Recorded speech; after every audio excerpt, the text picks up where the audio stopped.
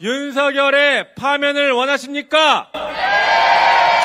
그럼 우리 윤석열이 좋아하는 방식으로, 주술적인 방식으로 윤석열에게 파면을 선고해 봅시다. 저는 오늘 투쟁 대신 파면으로 인사드리겠습니다. 파면! 대한민국 이 땅에 5천만 파면의 목소리가 흘러넘치면 반드시 파면될 것입니다. 그래서 우리는 매일매일 파면을 외쳐야 합니다. 동의하십니까? 여러분, 제가 지금 한 달째 기침이 안 떨어지고 있습니다. 그렇죠. 그런데 이 윤석열 파면이 이렇게 지긋지긋하게 안 끝날 줄 여러분들 상상하셨습니까? 네, 우리 국민이 당장 끝내라라고 명령하고 있는데 이렇게 오래 걸릴 줄 몰랐습니다. 하지만 조금 다르게 생각해보면 이것은 친위 쿠데타였습니다.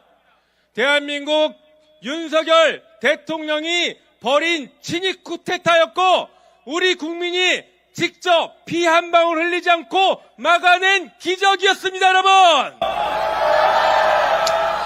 그러다 보니 친위 쿠데타를 진압하는데 조금 더딥니다. 하지만 우리가 반드시 승리합니다. 파면!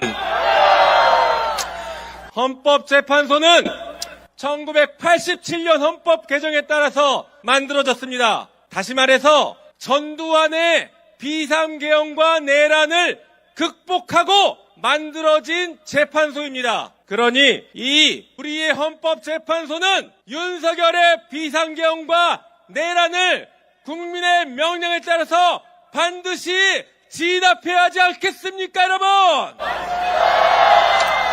헌법재판소는 재판소에 명운을 걸고 신속하게 선고를 해야 합니다. 신속하게 파면을 해야 합니다. 신속하게 파면하라!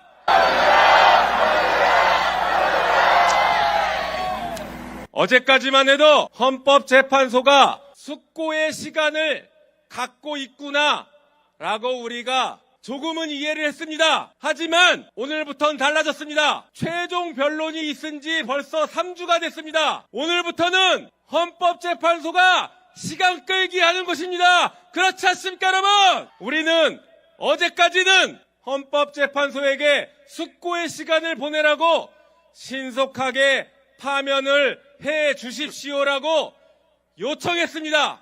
하지만 오늘부터는 달라야 합니다. 오늘부터는 시간을 끌고 지연을 하는 것이라고 우리가 규정 짓고 오늘부터는 신속하게 파면하라고 명령해야 합니다. 그렇지 않습니까, 여러분? 주권자의 고유한 권한으로 명령합시다. 신속하게 파면하라!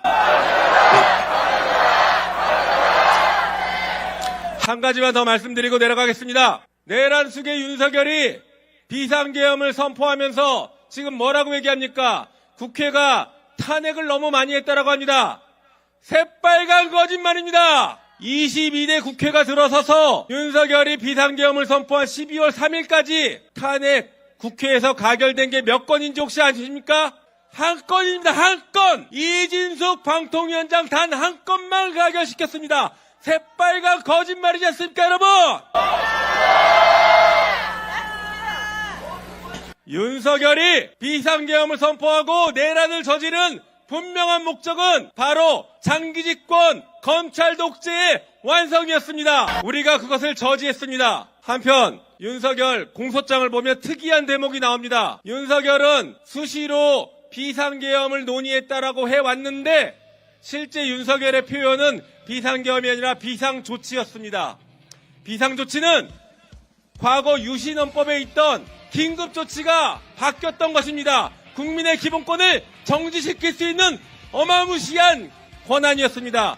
우리가 반드시 윤석열을 단죄해야 하는 그 이유입니다, 여러분. 네, 윤석열을 파면하라!